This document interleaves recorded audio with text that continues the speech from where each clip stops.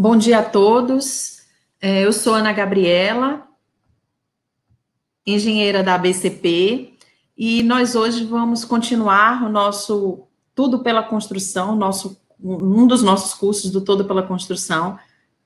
Hoje nós vamos falar de projetos de revestimento de fachadas, uma ferramenta para a prevenção de patologias, né? O Todos pela Construção é um movimento com iniciativa da ABCP, do SNIC, da Etos Soluções, da Liga Construções e do SEBRAE. E para convidar nossa palestrante de hoje é a engenheira Fabiana Andrade Ribeiro, né? Vou pedir que Fabiana entre na nossa sala para começar a palestra dela. A Fabiana é engenheira civil pela Universidade FUMEC e mestre em engenharia civil pela Escola Politécnica da USP. É sócia fundadora da FCH Consultoria e atua há 22 anos como consultora de revestimento e sistemas de vedações. Ela é professora nos cursos de pós-graduação do Departamento de Engenharia Civil da Universidade Federal de São Carlos, na disciplina Tecnologias de Produção de Revestimentos, na Faculdade IDD, de Estanqueidade de Revestimento de Fachadas, e no IMBEC, em Patologia das Vedações. E é autora do livro Juntas de Movimentação de Revestimento de Fachadas, da editora Pini, do Manual de Selantes para Fachadas, elaboradas pelo consórcio Habitar e Caixa. Então, Fabiana, agora é contigo. No finalzinho eu volto para a gente fazer as perguntas que o pessoal vai começar aí através do chat. Um bom dia. Obrigada. Bom dia a todos. Estou muito feliz, né, pelo convite da ABCP e da Liga da Construção. Eu quero agradecer a todos os organizadores, né, por esse maravilhoso movimento que eles estão proporcionando para a nossa engenharia, e também fico muito feliz, né, com a participação de todo mundo que está aqui na sala, né, eu espero que todo mundo possa aproveitar bastante aí, vou estar disponível também para as perguntas daqui a pouco. Esse curso, gente, essa palestra, né, não pretende ser um curso para a gente esgotar. Eu vou colocar aí a questão do projeto realmente como uma ferramenta, vou apresentar um pouco do projeto, tá? Então, vamos lá. Então, aqui a Gabriela já falou, né, do meu currículo, né, o livro Juntas de Movimentação de Revestimento Cerâmico foi o fruto do meu mestrado aí, e a gente está aí no mercado já há 22 anos aí, trabalhando com a meta aí de 0 patologias. A FCH Consultoria é a empresa, né, que está atuando aí no mercado há 12 anos, que a gente tem, esse é o nosso escritório, né, então a gente atua hoje aí com engenharia de vedações e revestimento de fachada, né, projetos de alvenarias, projetos de revestimentos, fachada ventilada, o projeto de paredes em drywall, placas cimentícias, tá? A consultoria para recuperação também trabalhamos com patologias, ok? Então, a gente tem muita história para contar, para trocar experiência aí com todo mundo que depois quiser entrar em contato, ok? Bom, desconfigurou um pouco, gente, quando eu mandei a apresentação, alguns slides vão aparecer assim um pouquinho desconfigurados, mas paciência, né? Vamos lá. Quais são as definições necessárias ao projetar ou executar uma fachada de um edifício? Então, nós temos duas coisas, projetar, né, o edifício e executar o edifício, executar a fachada. Então, a gente vai colocar um pouco aqui. Nós temos as definições do projeto de arquitetura e as definições do projeto de revestimento. Muitas vezes, quando a gente fala o projeto de fachadas, existe uma confusão, né? Então, o arquiteto, ele tem as atribuições dele, né? E nós, da engenharia, a gente tem as nossas atribuições do projeto para a produção, um projeto voltado para a produção. Vamos falar um pouquinho sobre isso.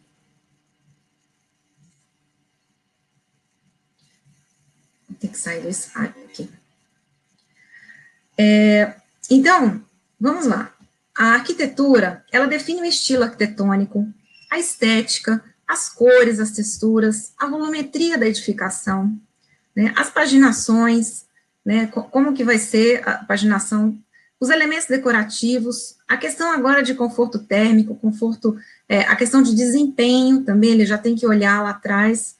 Então, isso é a atribuição do arquiteto, né? A engenharia, ela entra com uma outra análise, eu preciso ter as definições aqui da arquitetura, e aí eu vou trabalhar em cima, né, reunindo também o conhecimento de estrutura. Então, a gente junta o projeto de arquitetura com o projeto de estrutura, e a gente vai ter que analisar os dois. Essa é a engenharia que a gente chama de engenharia de fachadas, tá? Então, eu preciso analisar as movimentações da estrutura, e aí também eu venho, qual que é a atribuição também? Especificando os materiais de acordo com o desempenho estabelecido, requerido para aquela obra, né? Eu vou também trabalhar em relação aos frisos, às juntas, aos reforços com telas, tudo isso conversando com a arquitetura. A gente tem que negociar muitas vezes, né? Então, é o nosso viés aí, eu tenho que entender cada ponto aí da estrutura, como que vai interferir isso aí na arquitetura. Vou falar um pouquinho aí na frente. Outra coisa, os procedimentos para a produção, o que vai rolar na obra, o que vai ter que acontecer na obra. Então, isso faz parte da nossa engenharia, né? Ensaios, né? O que eu preciso avaliar, o que eu preciso ensaiar, né? Quais são os critérios que eu preciso para definir aquela fachada?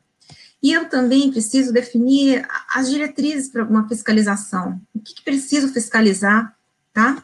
Então, existem essas atribuições aí.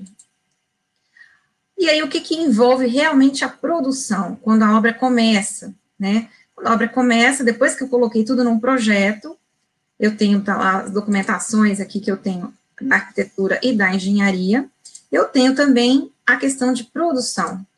Então, a produção, ela vem também, no nosso projeto de revestimento, ele precisa conter também essas definições de produção, né? A questão da escolha de argamassa é muito, né, importante, e todos os outros materiais, a gente buscando aí a questão do desempenho e o atendimento a todas as normas técnicas. O acompanhamento por ensaios, a escolha da tecnologia de aplicação da argamassa, como que vai ser aplicada, se é projetada, se é manual, né? Os procedimentos executivos de cada etapa, como que vai ser feito esse chapiço, como vai ser aplicado, eu vou colocar tela ou não, né? É com pino, é sem pino, tela de quê? Tela de fibra de vidro. A plataforma de trabalho vai ser balancinho, vai ser andaime, né? Aquele planejamento das subidas e das descidas dos balancinhos, isso também tem que estar documentado, tá? Os prazos entre camadas, as formas de controle, como a gente falou. Então, aqui são algumas das definições do projeto de investimento que a gente vai abrir bastante agora daqui para frente.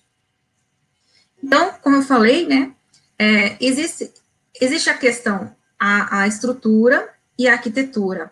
A gente une essas informações para a gente, esse do meio aqui seria o meu projeto de revestimento. Eu tenho que analisar ambos, né, analisar muitas vezes também projeto de vedação, a gente vai falar um pouco aqui, tá? E para a gente sair com a nossa documentação, que é o projeto de revestimento. Vamos lá. Numa primeira etapa, a gente divide, né, o projeto de revestimento, abrindo aqui agora o processo do projeto. Numa primeira etapa, eu tenho interface com as disciplinas de projeto. Então, digamos que a gente está lá nas etapas de projeto, eu tenho que conversar com a arquitetura, conversar com o projeto de estrutura. Geralmente, contrata-se o projeto de investimento no começo, né, o ideal é que seja no começo, lá na fase do projeto preliminar, tá? Projeto base, projeto preliminar, para a gente conseguir fazer as análises e conseguir interferir em algumas coisas, tá? A gente vai falar aqui na frente, mas eu vou interferir no detalhamento do produto, no detalhamento do edifício. Muitas vezes a gente tem um ganho, né? Eu consigo interferir em cores, né? Cores talvez que não estão adequadas. A gente consegue interferir também na estrutura, situações da estrutura que podem colocar em risco o revestimento. A gente consegue, então, nessa primeira etapa dessa interface de andamento dos projetos, a gente precisa estar presente, né, o projetista. Depois, quando o projeto estiver fechado, estiver tudo em executivo, liberado para a obra já, então a gente vai fazer uma interface muito grande com a produção. Aí a gente entra, tá, com a produção.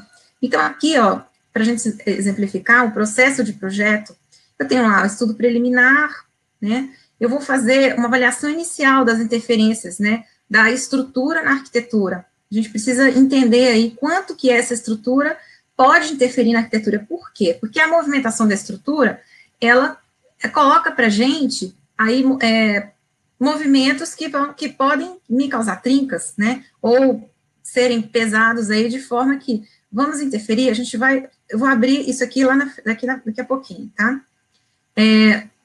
O projeto executivo e pré-executivo, isso vai amadurecendo, né, em reuniões, as nossas análises, né, depois a gente vai emitir plantas, elevações e um detalhamento construtivo, né, com todos os detalhes construtivos de fachada. A gente evolui aqui para um pré-executivo, onde a gente tem os comentários, depois o executivo, propriamente dito, tá? Eu tendo executivo, a gente propõe já os protótipos, tá? Na obra, geralmente, a obra está começando, né, está lá no térreo ainda, está subindo estrutura ainda, a gente já está fazendo ensaio, tá? Esse é um mundo que seria o ideal. Então, a gente tem tempo aí para fazer os ensaios, as avaliações, e aí a gente faz ensaios, a seleção final dos materiais, isso geralmente são 2 ou 3 visitas técnicas na obra, né, que são feitas, e nesses protótipos aí a gente muitas vezes vai escolher, né, a argamassa, o fabricante, ou a forma de projetar, de executar, tá? A gente vai colocar também no protótipo os detalhes construtivos que a gente vai propor, né, as telas, as juntas, a gente coloca tudo isso para a gente ver em protótipo e depois liberar isso para a obra. Tudo isso tem que estar documentado, ok? Com a obra em andamento, eu já tenho meu projeto final, né? Então, já cheguei, a obra começou, vou começar a fachada, né? Eu já tenho que ter tudo definido, tá? Tudo definido, os detalhes construtivos definidos, não tenho mais erro. Agora, eu vou partir para a implantação do projeto, tá? Nessa implantação, a gente vai fazer treinamento na obra, tá? Combinar, mostrar, apresentar o projeto. Isso é muito importante. Essa interface do projetista de revestimento com a obra é diferente, né? O projeto hidráulico, até o projeto de estrutura, o projetista elétrico, não tem aquela interface. O projetista de revestimento, ele tem que estar com o pé na obra, tem que ter alguém ali, né, implantando e acompanhando ao longo da execução do revestimento de fachada. É um auxílio, né, não é um acompanhamento da obra, a gente vai também treinar a equipe que vai estar acompanhando, a equipe da construtora, né, treinar a fiscalizar, acompanhar dia a dia, tá? Então, são fases diferentes, né, no final a gente fecha com um trabalho completo, tá? Eu vou mostrar um pouco. Abrindo aqui nesse estudo preliminar, essa avaliação aqui, eu vou abrir bastante esse item aqui, esse quadradinho aqui, tá, gente? Da avaliação inicial, interferência da arquitetura e estrutura aqui. Então, vamos lá. Alguns pontos críticos que a gente chama atenção aqui no projeto arquitetônico, o olhar que a gente tem, tá? A extensão, panos extensos na fachada, né, quando a gente tem fachadas cegas, tá? Essas são regiões que a gente está atento aí, para a gente colocar tela, junta, e eu vou ter que dotar aí, interferir nesse projeto, eu vou ter que entender, muitas vezes, a arquitetura não me dá a possibilidade de juntas, né, ou coloca juntas em posições que não são adequadas, então a gente vai ter que entender. Então, eu vou ver fachadas cegas, né, revestimentos com cores muito escuras, muitas vezes a mistura de cores claras e escuras, isso pode brigar, né, a dilatação térmica, então, muitas vezes eu preciso ter juntas, separando, né, ou não, então isso também, hoje na norma de desempenho, as cores escuras também, a gente tem que tomar cuidado, entender aí, né, a transmitância térmica disso aí para a fachada, tá, para o interior, talvez pode ser que não passe na norma de desempenho, então a gente tem que avaliar isso aqui também. As paredes com maior gradiente de temperatura, né, as fachadas insuladas, muitas vezes a gente junta tudo isso aqui, cores escuras, naquela fachada que pega mais sol à tarde, né, então a gente tem que entender isso e conversar com a arquitetura, essa questão aqui também. Os revestimentos cerâmicos em grandes formatos, muitas vezes a própria arquitetura já coloca lá para mim, acabei de receber aqui no escritório essa semana um projeto, revestimento grande lá, 90 por 90, 1,20 por 60, e o arquiteto coloca lá, aderido, né? Como é que ele, né, assume isso? Né? Então, é necessário a gente ter essa conversa logo desde o início. Depois que saiu o projeto, a gente muitas vezes não consegue mudar, mais, tá? Como eu falei, a falta de juntas, né, onde é necessário, ou muitas vezes até o excesso de juntas, ou excesso de frisos, isso também pode interferir, então a gente vai avaliar tudo isso. Especificação de revestimento com junta seca. Os arquitetos adoram a junta seca, né? Para o nosso pavor, né? A arquitetura gosta muito de junta seca, e é uma questão aí que a gente tem que conversar, que a gente não é recomendado, né? Então, a junta seca, um investimento cerâmico é perigosa. Também já recebi vários projetos, sim, onde que o arquiteto solicita isso, né? Frisos metálicos também são perigosos. Então, eu preciso ter pontos, né, de dilatação no meu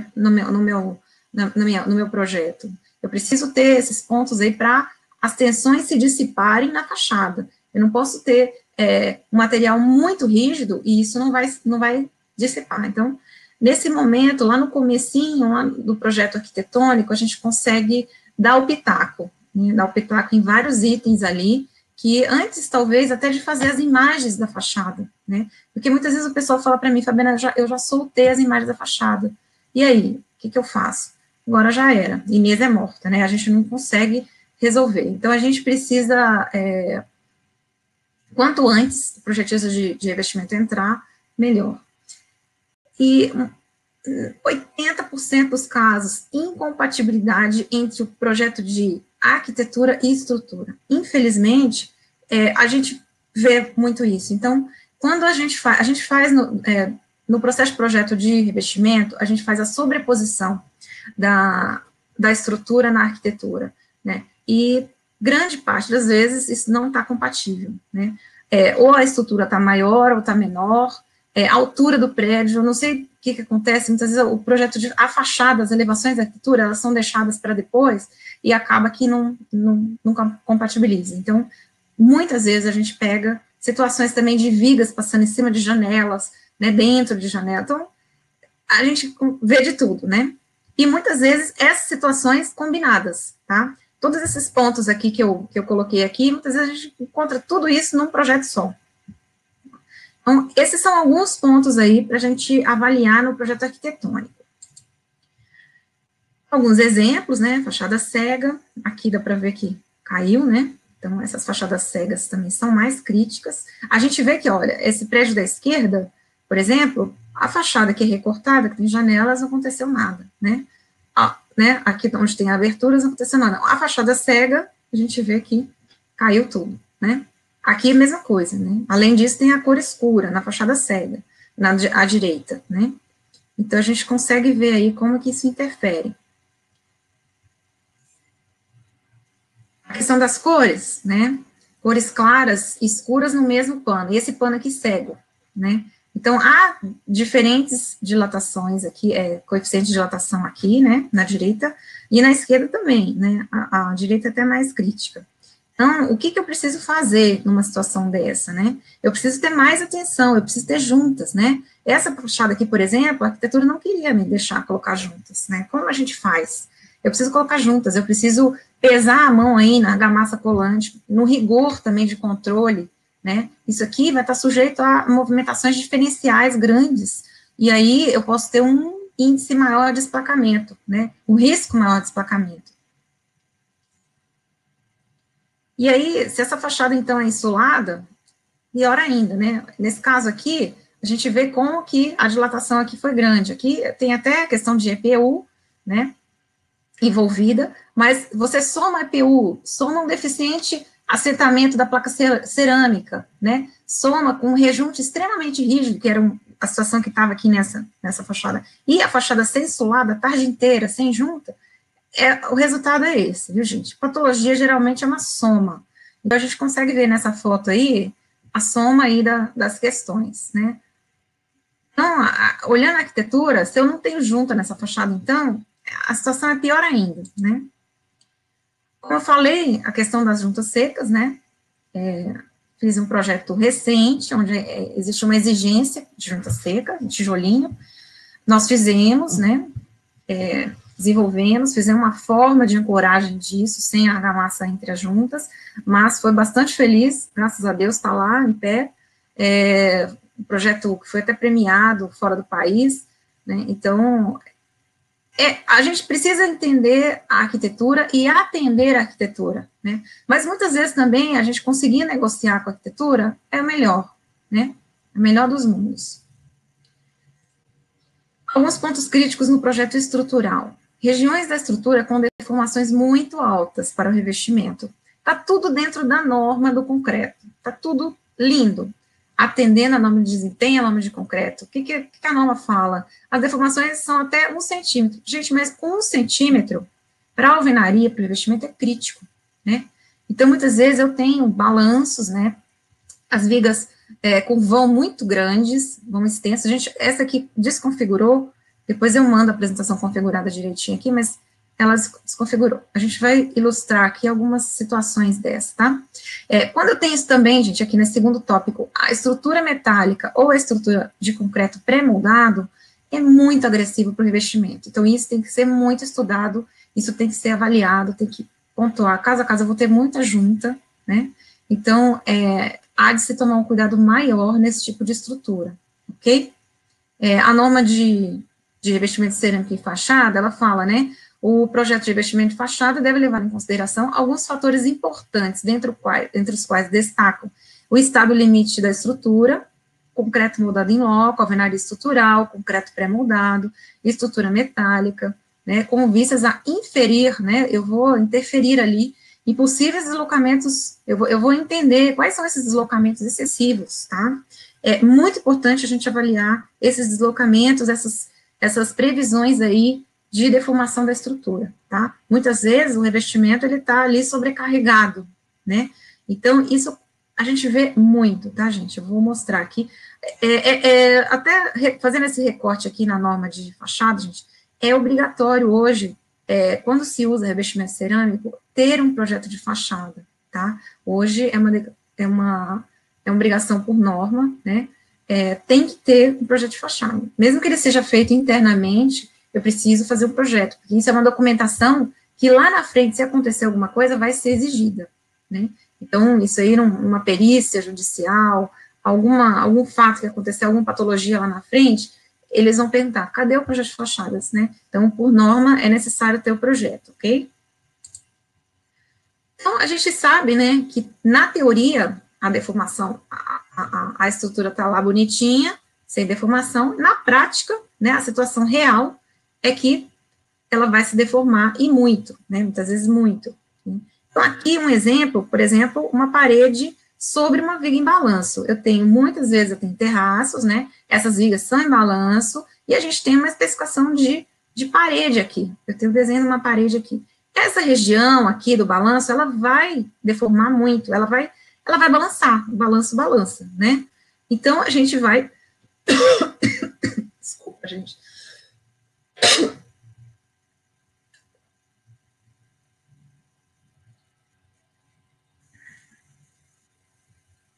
Respirar um pouquinho, empolguei.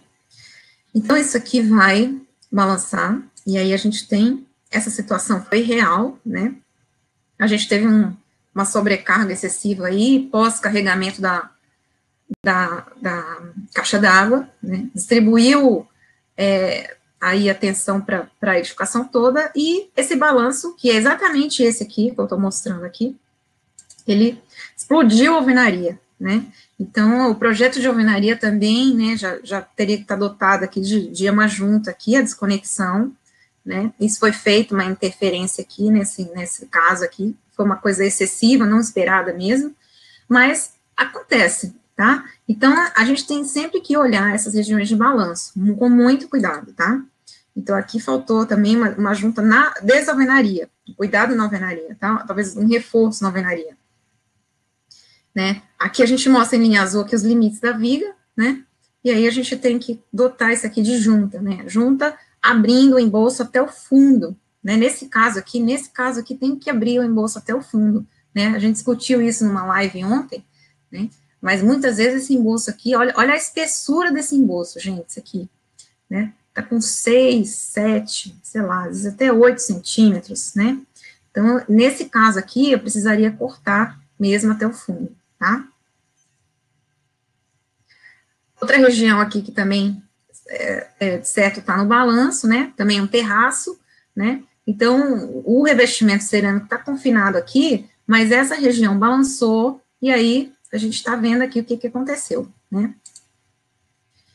Além disso, alguns pontos críticos em alvenarias, né, a alvenaria a gente tem que analisar, muitas vezes, com o projeto de alvenaria, nem sempre existe, né, é muito importante que ele exista também, esse é um outro projeto que a gente trabalha também, projeto de alvenaria importantíssimo, ele ter essa visão da engenharia, né, geralmente essa engenharia aí precisa estar pensada bem antes, né, da execução da alvenaria também, né, então ligações de alvenaria com a estrutura, precisa avaliar os casos, né, paredes altas, muitas vezes o térreo, né, o pilotis do prédio, são paredes, pé direito duplo, e muitas vezes o pessoal chuta ali uma configuração de dimensionamento, isso é muito perigoso, tá?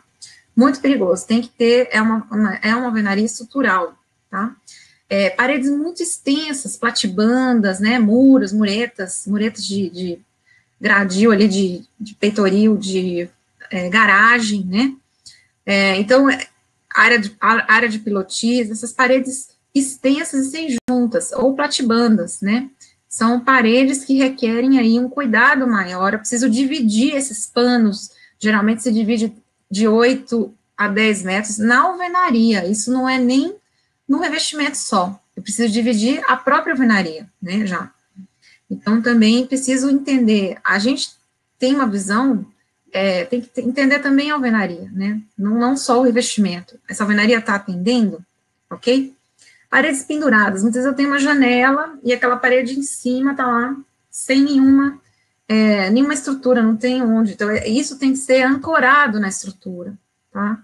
Tem que ser ancorado, tem que ter juntas, né? Então eu preciso entender a estruturação dessas paredes. Paredes de bordo livre, que eu falei, as platibandas, as muretas, tá? Muitas, quase 100% das vezes, não tem juntas nas platibandas, né? A gente vê isso em quase todos os projetos, essas platibandas, a gente tem que ter juntas verticais, né? Verticais, às vezes até horizontais. Por quê? Porque a platibanda, ela é um bordo livre, ela vai querer tombar. O tempo todo, platibanda é muito perigoso, já vi muita platibanda tombando mesmo, porque é uma parede livre, né? É uma parede que tem essa liberdade, ela vai tender a tombar. Então, a gente tem que entender, né, se ela está estruturada adequadamente, se ela tem juntas, tá? E paredes, como eu mostrei ali antes, em regiões de balanço. Se a estrutura está em balanço, a parede está em cima, pode desconfiar. Atenção. Cuidado com essa parede, vamos estruturar essa parede, vamos travar essa parede, vamos tentar conversar com o projetista da estrutura, tá? Para entender isso aí. Então, agora, já partindo para o projeto, para apresentar um pouco do projeto, então, vamos aqui num exemplo, tá? Esse aqui é a minha arquitetura, né? Vamos supor, esse aqui é um projeto em São Paulo, que a gente fez há já muitos anos, né? Essa é a minha arquitetura, ela tem as cores, tem os tamanhos dos vãos, isso aqui é muito horizontal esse prédio, mas eu tenho uma caixa aqui na vertical, né? E aí, eu vou fazer a elevação da estrutura, né? Eu vou estudar planta por planta, pavimento por pavimento, a gente abre isso em planta, mas a gente vai elevar essa estrutura na fachada, tá? Elevando na fachada, a gente vai ver também o tamanho dos vãos. Aqui dá para ver que tem uma platibanda, não, desculpa. Aqui, essa estrutura, ela está em balanço, né? A gente vê que essa viga aqui está em balanço, né? Vamos voltar aqui.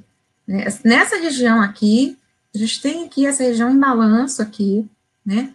Atrás eu tenho também alguma coisa de balanço aqui. Esse vão é muito grande, eu diria que esse vão aqui tem mais de 8 metros, né? Eu tenho pilares esbeltos na fachada. Aqui no meio eu tenho um pilar largo, tá? Eu vou falar que esse pilar aqui tem mais de 1 metro, tá, gente? Esse central aqui, tá? Eu lembro desse projeto aqui. Então, cuidado também com esses pilares extensos. Esses pilares extensos, eu tenho uma dificuldade maior de aderência, né? Então, hoje a gente especifica uma ponte de aderência melhor aqui, um cuidado maior. Eu posso colocar tela até pinada, né, para ancorar melhor nessas regiões de concreto na fachada, tá? Então, a gente vê isso, né, e a gente consegue, então, com isso, eu vou sobrepor, né, aquela estrutura, eu sobreponho na minha arquitetura, e aí eu tenho o projeto, né, vou desenvolver o projeto de fachada aqui, tá? Já tendo analisado cada pavimento em planta, né? Eu vou colocar aqui as situações naquela região de balanço, eu vou entelar em cima da viga, eu vou colocar a junta embaixo, eu tenho que ter uma necessidade maior aqui de situações, esses roxinhos aqui, no caso, são as telas aí, né, de região de balanço, tá? Aqui um exemplo, né, do nosso projeto executivo aqui em BIM, né, onde a gente consegue ver a visualização melhor, ter a visualização melhor. Por exemplo, esse pilar aqui, que é muito largo, né, a gente entelou ele, porque tem uma região de concreto aqui maior, tem que ter um cuidado maior aqui. E aí, eu detalhei o meu projeto, a gente vai mostrar um pouco mais de detalhes aí na frente, mas eu tenho aqui, eu vou apresentar as elevações, seja em 3D ou em 2D, tá? Cada elevação de cada fachada é muito importante. Por que eu estou falando isso? Porque muitas vezes o projeto de arquitetura, eu tenho uma elevação ou duas só, né? A empresa me entrega só, porque foi só aquele ali usado para aprovação e não fez todas as fachadas, né? Então, eu necessito de todas as elevações, inclusive vistas internas, muitas vezes tem recortes na fachada, né? A gente precisa ter essas elevações aí vindas da arquitetura, ok? E aí, a gente tendo essa primeira fase fechada, eu vou ter depois aí a parte da produção, como eu havia falado, né? Essa interface com a produção. O que eu vou ter nessa interface com a produção? Aí eu venho na fase aí de definir os materiais, tá? As argamassas. A consultora muitas vezes já tem, né, já trabalha com uma certa argamassa, a gente vai avaliar, entrar ali avaliando os procedimentos executivos da construtora, quais são? Eles estão corretos, né? Então, nós vamos avaliar cada procedimento, né, que está sendo executado. Existe muita novidade, existe muita coisa, evolução, isso aqui a gente muda todo dia, tá? A argamassa é um mundo infinito, né? Então, é preciso conhecer muito de argamassa, o projetista de revestimento. É uma tecnologia infinita, né? E revestimento cerâmico também, tá? Então, nesse momento aqui, a gente vai entrar para essas definições. Eu vou planejar também as subidas e descidas dos balancinhos. Deixa eu passar isso aqui, depois a gente volta para as subidas e descidas. Aqui, um exemplo, né? Nessa parte de definição de materiais e procedimentos, eu preciso incluir no meu projeto procedimentos muito detalhados, muito ilustrados, para não ficar dúvida, né? É um passo a passo mesmo, tá? É a receita do bolo, né? Não basta eu colocar só lá nas elevações, coloca a tela aqui, tela ali, junta aqui. Não, eu preciso saber e explicar como que faz. Isso é um documento, gente, isso é um documento. Então, eu preciso realmente colocar isso no papel, porque isso vai ser anexado ao contrato do empreiteiro, né? Deve ser anexada a documentação da obra, ok? Então, aqui, por exemplo, à esquerda, um procedimento de junta, né? A execução as juntas de movimentação do edifício. Essas imagens aqui, inclusive, é do livro, né, que eu publiquei. Então, eu coloquei no projeto aqui, mas a gente pode fazer isso até com as fotos que forem feitas no protótipo, né, e colocar isso depois no projeto, tá? À direita aqui é um procedimento de telas, né? Então, eu vou mostrar como que vai ser fixado isso e especificar material por material, tintim por tintim, o pino, né? Qual que é a tela, a galvanização da tela, tá? Tudo isso tem que ser colocado, detalhado, pormenorizado, né? Uma documentação para não ter dúvidas quando chegar no momento ali de compra do material, tá? Compra do material, quando começarem as compras dos materiais da fachada, isso aqui já tem que estar tudo redondinho, ok? O planejamento de subidas e descidas é muito importante. Muitas vezes o empreiteiro, ele já chega com a cultura dele. E eu já vi muito isso, de o empreiteiro querer fazer tudo numa subida e uma descida, né? Um revestimento de argamassa. Então, ele quer resolver o problema o mais rápido possível, claro, né? Então, ele quer fazer tudo numa subida e uma descida. Porém, existem riscos, né? Nós temos prazos a aguardar, né? Eu preciso aguardar 28 dias, eu preciso aguardar 3 dias. Então, aquilo, 28 dias que eu digo do embolso, né? Antes de aplicar uma textura, né? Antes de aplicar uma cerâmica, eu preciso ter esses prazos obedecidos, e isso a gente vai colocar no planejamento. Então, aqui à esquerda, eu tenho uma sequência executiva, a sequência executiva a gente coloca no projeto, tá? Porque muitas vezes, por que a sequência? A sequência é lógica, é sempre a mesma? Não, muitas vezes eu tenho molduras, tá? Eu tenho elementos arquitetônicos no projeto que eu preciso, que muda a sequência executiva um pouco, tá? E muitas vezes isso aqui é um acordo, a gente entra num acordo com o empreiteiro, né? Alguns empreiteiros, eu faço a impermeabilização do friso antes, não, eu faço depois, eu preencho a junta antes, eu preencho a junta depois, eu pinto a junta, não pinto, então, enfim, então, isso tudo aqui tem que ser combinado e documentado, isso não pode mudar no meio do caminho, ok? Aqui à direita, eu coloquei aqui a subida e a descida, o sobe e desce os balancinhos, né? Então, isso tem que ser combinado, tá, gente? Bem combinado antes, né? Meu tempo tá meio curto aqui, vamos subindo, vamos passando, né? A definição da plataforma também, né? A gente ajuda aí a fazer o layout dos balancinhos, né? O projeto dos balancinhos, ele não sai aqui, porque é um projeto de engenharia mecânica, é um outra ART, tá? Então, isso tem que ser analisado, né, a estrutura lá da cobertura, o que ela vai aguentar, quais são as solicitações expostas dos balancinhos, mas a gente faz aí um layout dos balancinhos, até conforme a configuração das cores na fachada, é importante, né, a gente faz aí, porque onde tem uma junta, onde não tem, a gente vai, de preferência, dividir esses balancinhos de acordo aí, com a posição de junta, para também não prejudicar, né, eu tenho que entender também como são as saídas, né, como é que o funcionário vai sair, se a fachada é cega, por onde que ele vai sair? Então, a gente tem que pensar nisso antes, né, eu já peguei muitas vezes fachada cega, e aí você não tem acesso de balancinho, como que faz? Tem que pensar tudo isso antes, não deixar para a última hora, né, senão vai dar trabalho, vai dar problema. Nesse momento aí, do começo, aquilo que eu falei, a gente tem que implantar o projeto, mas antes eu vou realizar os protótipos, fazer os ensaios, tá? Esses ensaios a gente vai, além dos ensaios de laboratório, que a gente costuma pedir aí para as construtoras, é necessário, viu, gente, qualificar a argamassa que você vai usar. Muito bem qualificada, tá? Então, não só o ensaio de resistência de aderência, que é a nossa cultura. Bom, vou pedir arrancamento, ponto final, e a argamassa está avaliada. Não, tá?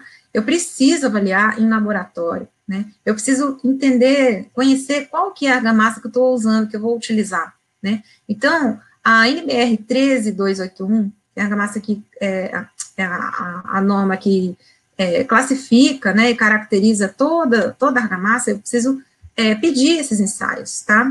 Os ensaios, muitas vezes, o fornecedor já tem, mas eu conferiria, né? Deixar ali, pedir para analisar durante a obra também, nos lotes que vão chegando, né? A gente costuma pedir, para a gente ter uma comparação com o que foi feito no protótipo. Então, a gente vai orientar sempre a fazer os ensaios, além do ensaio de arrancamento na obra, tá? O ensaio em laboratório também. Então, assim, eu vou unir todas essas informações, essa documentação, e eu preciso anexar isso ao contrato do empreiteiro. Ele tem que assumir que ele vai obedecer, né? A gente tem que cobrar isso do empreiteiro, fiscalizar, é muito importante, tá? Então, tudo isso tem que estar implantado, eu preciso dar treinamento. Isso é muito importante, tá, gente? Um exemplo, né? O pessoal realmente implanta, coloca lá na parede lá do mestre, né, às vezes até do lado de fora, para todo mundo acompanhar, tá? Eu fico muito feliz quando eu vejo isso na obra, nosso projeto lá, para todo mundo ver, eles vão acompanhando aqui, ilustrando, né, onde já foi executado. Aqui um exemplo, né, dos treinamentos que a gente realiza em obra. Mesmo, gente, que a equipe seja experiente, tá? Você tem uma equipe experiente, mas vira e mexe, tem um ou outro novato. Então, cada obra, é importante você dar o treinamento, até porque cada projeto vai ser diferente do outro. É importante explicar para o pedreiro por que ele está colocando aquela tela, por que ele vai colocar aquela junta. Ele entende, ele vai gostar. A gente já entendeu que que é importante ele saber o porquê das coisas, porque muitas vezes o pedreiro, ele veio de uma outra obra que a tela era em cima da viga, outra embaixo da viga, né? Por que isso? Sempre tem um porquê. Os projetos não são iguais, cada obra é diferente, né? Cada estrutura é diferente, então eu preciso deixar isso claro. Então, já indo para o final, aqui, meu tempo já está acabando, mas está dando tudo certo. As considerações aqui finais que eu coloco, que a gente tendo um projeto de revestimento de fachadas, né, a gente tem uma racionalização do processo construtivo. A gente tem tudo pensado antes, né? Eu vou buscar, tá? E colocar isso no papel, adotar as melhores soluções para aquele empreendimento, para aquela obra. Eu vou padronizar as atividades, tá? Vou padronizar, inclusive, dentro da mesma construtora. Eu vou rastrear aquilo, né? É um projeto voltado para a produção, um projeto voltado para a obra, tem que ser, tá? Eu vou definir as responsabilidades, né? De quem é isso, de quem é aquilo, quem está responsável por cada item. A questão do controle de produção é muito importante, isso a gente tem que emitir um checklist, né? Argamassas são muitas interferências ao longo da produção, então eu preciso conferir tudo, preciso conferir o chapisco, eu preciso fazer cura úmida, né? Eu preciso determinar isso no projeto e combinar tudo isso antes. Então, vou definir a responsabilidade de controlar a produção, e isso, com certeza, eu tenho uma equipe motivada, isso a gente já vê claramente quando a gente dá esses treinamentos, né? A motivação da equipe, tá? Eu vou eliminar aquelas decisões de última hora, né? Eu faço isso, eu faço aquilo. Não, eu vou eliminar isso, não tem. Agora está tudo documentado aqui no papel, tá? E com isso a gente tem uma qualidade melhor no final. A ideia nossa é 0 patologias, né? Eu não quero patologia, então a gente tem que documentar isso e fazer tudo, é um conjunto, tá? Reduzir retrabalho, reduzir desperdício, tá? Quando a gente tem no papel tudo, a gente busca também isso, né? Aumentar a produtividade e reduzir extremamente chance de patologia, tá? Tendo aí um menor custo de execução e de manutenção, principalmente de manutenção, tá? Se eu não quero ter trinca, se eu não quero ter desplacamento, isso é ausência de manutenção, ok? Então, gente, desconfigurou um pouquinho esse último slide aqui, né? A gente tem aí o projeto de revestimento, ele entra como sendo uma perninha, né, na produção do revestimento da fachada, tá? Eu preciso ter o projeto, a assessoria para a implantação desse projeto, o acompanhamento, né, as visitas para acompanhamento, né? É necessário que a construtora olhe bem e avalie bem a qualidade dos materiais que estão comprando, todos esses materiais, né? Ontem a gente falou sobre o selante, então, assim, é a cereja do bolo. Então, mas lá desde o chapisco, né? Desde o prego que você vai usar, a tela que você vai usar, tudo, cada detalhe tem que ser de qualidade, né? A gente avaliar isso em painel, avaliar por ensaio, o treinamento da mão de obra, o controle da execução. Tudo isso, eu só tenho uma busca, é minimizar a patologia, tá? Então, é isso. Acho que eu finalizei aqui, tá? Agradeço muito a todos, eu estou à disposição. Aí esse é meu e-mail, desconfigurou aqui também um pouquinho, tá? Mas é fabiana.ribeiro@fchconsultoria.com.br e estou à disposição para as dúvidas. Fabiana, obrigada aí, adorei sua apresentação, muito esclarecedora, né? Eu achei que foi bem bacana. Você está recebendo muitos elogios aqui no chat, né? E eu gostaria já para a gente não perder tempo, já que tem muitas questões, né? Vou tentar sintetizar um pouquinho elas em blocos, né?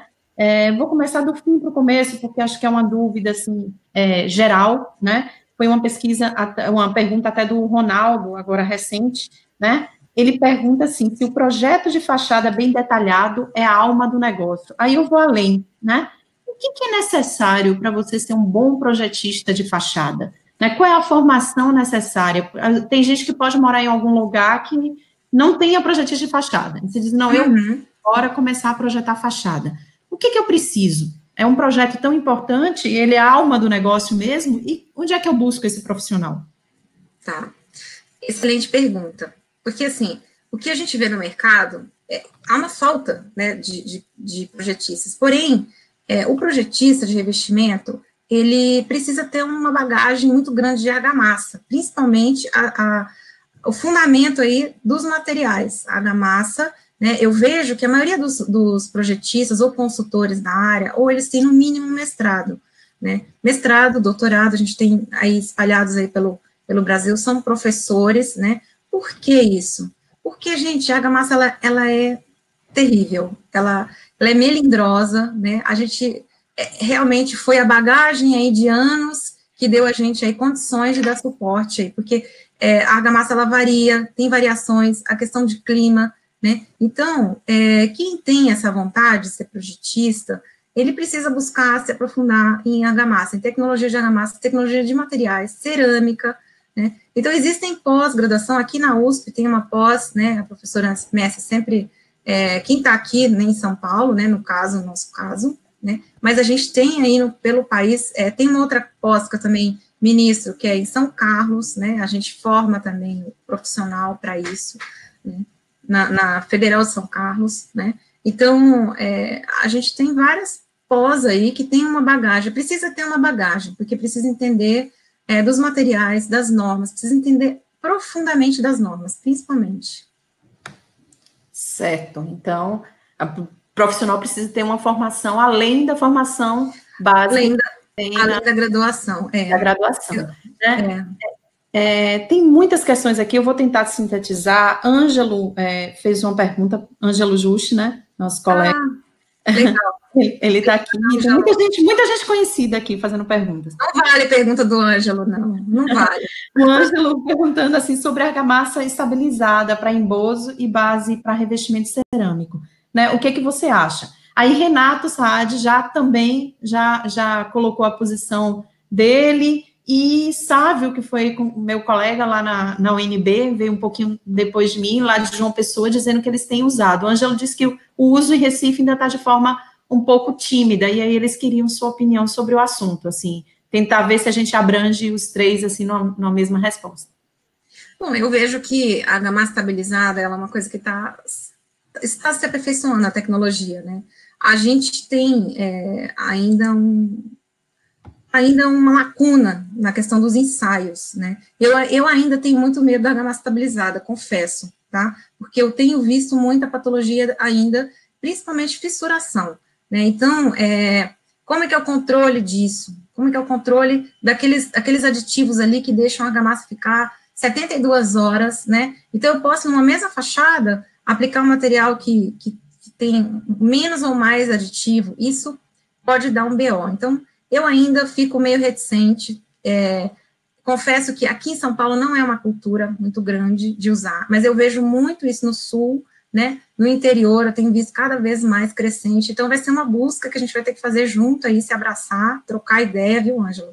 Eu me disponho aí para a gente conversar também, mas ainda está sendo o que eu tenho visto também como patologista, né, já peguei muita patologia nessa questão aí da estabilizada. Então, foi a argamassa que não tinha retentor de água, no sentido, a questão de teor baixo de ar incorporado, outra tinha mais, outra tinha menos. Então, a formação de fissuras é o risco maior que eu vejo aí nessa argamassa.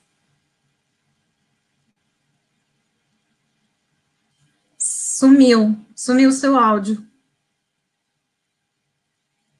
Não estou te ouvindo.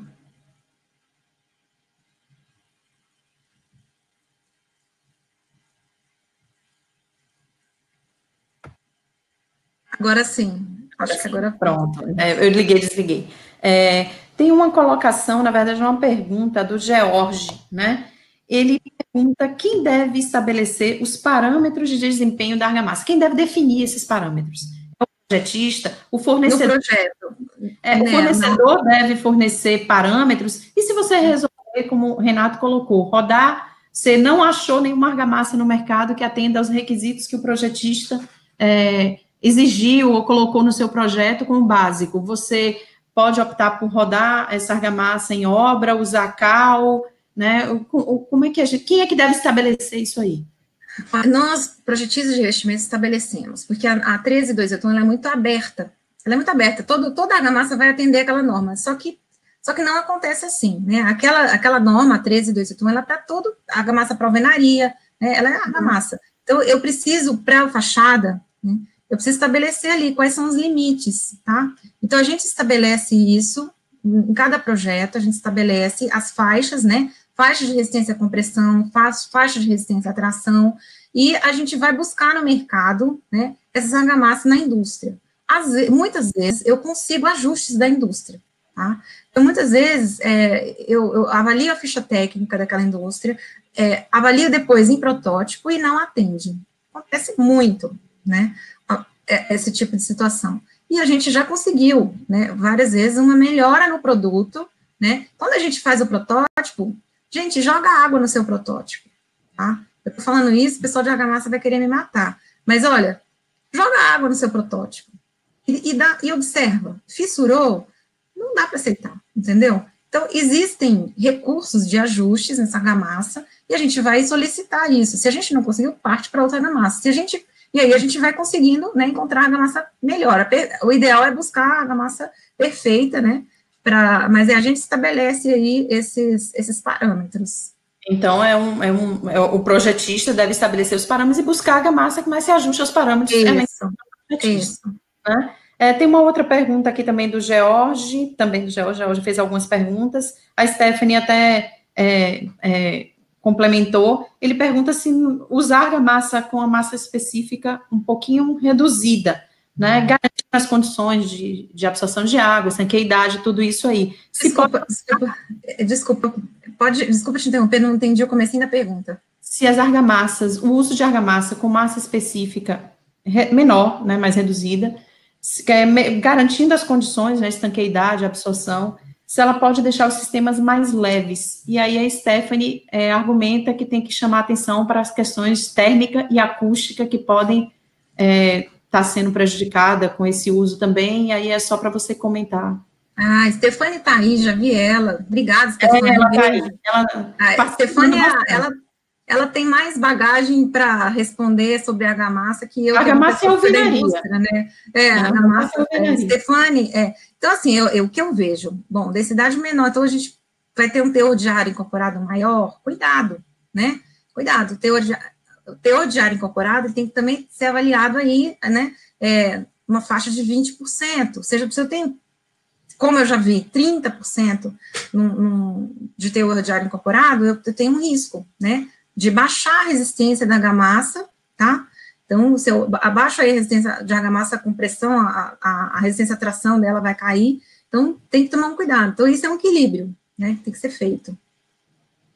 A Giovana, aqui de Salvador, ela pergunta a partir de qual dimensão do revestimento se recomenda ele deixar de ser um revestimento aderido? Se tem um limite. Ela deve estar falando de revestimento cerâmico, né? Então, o revestimento cerâmico, hoje, na norma 13755, estabelece até 900 centímetros quadrados, né? Um 30-30, vamos dizer assim. Né? Depois disso, ele deixa para o projetista avaliar. Então, passa a bola para a gente, projetista. Então, a norma, ela está assim, dessa forma. Então, nós precisamos avaliar a altura do edifício, né? A estrutura do edifício, tá? As formas de fixação, né? Hoje a gente tem formas mistas, né, de fixação, se você não quer usar uma fachada ventilada. Então, a norma hoje, ela tem aí até 30, até 900 centímetros quadrados, né? Até Ângelo pode responder melhor o que está acontecendo lá em Recife, né? Maírton, que deve estar aí também, lá em Fortaleza. Mas aqui, ao meu ver, a gente, a partir de tamanhos maiores que 30-30, a gente já começa a pedir um outro tipo de fixação, ou misto, ou fachada ventilada. O Ângelo, na apresentação que ele fez aqui também no Todos pela Construção, ele pontuou isso aí sim, né? Inclusive, respondendo até alguns questionamentos de algumas pessoas no chat, as apresentações ficam disponíveis, né, no YouTube, eu coloquei o link aí, posso colocar novamente. E aí, quem quiser ir na palestra do Ângelo, foi muito boa, né? A palestra do Ângelo é muito boa. É necessário todo mundo assistir aquela palestra, viu? É necessário, parabéns. Concordo, muito boa. Então, faz parte da bagagem. Exatamente. Né, até usar para treinar a própria equipe, né, usar o professor Ângelo. Então, quem puder assistir, vai estar lá disponível no YouTube. Eu acho que a sua palestra com a do Ângelo, elas se complementam, né, dá para fazer o bem bolado, o Ângelo com Fabiana aí, e a gente vamos dizer assim, melhorar as nossas construções. Tem uma outra pergunta aqui do Cláudio, né? Ele pergunta se no projeto de fachada também é abordadas manutenções, né? Juntas, sistemas de revestimento, que manutenções futuras são necessárias e de quem é essa responsabilidade? Bom, geralmente as consultoras pedem para a gente, muitas vezes eu pego o próprio manual que a consultora faz, a gente acrescenta algumas coisas, né? Então, isso é importante, sim, a gente coloca junto, né, no final do projeto. Geralmente as consultoras liberam para a gente ver o manual de manutenção, a gente faz algum ajuste, né, para colocar aí os itens necessários aí, as juntas, a cada 1 ano, 2 anos, fazer uma inspeção, né, tem a questão de troca, substituição de junta, que a gente falou ontem aqui do resselamento, que não é uma cultura nossa, mas a cada 10, 15 anos, dependendo da situação, tem que refazer, né, então, isso são práticas que a gente ainda não está acostumado, mas precisa colocar. Isso a gente ajuda, sim, né, no projeto não vai uma folha de projeto com manutenção, a gente entra aí com as informações junto com o manual que vai para o condomínio. Entendi.